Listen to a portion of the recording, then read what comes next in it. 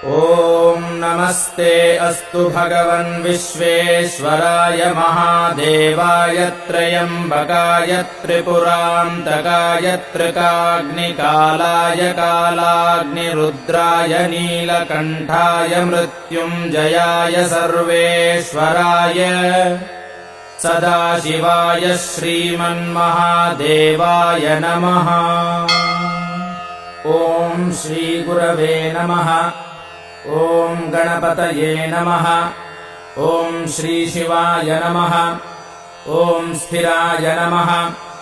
ॐ स्थाणवे नमः। ॐ प्रभवे नमः।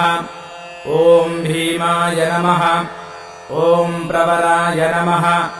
ॐ वरदाय नमः। ॐ वराय नमः। ॐ सर्वात्मने नमः।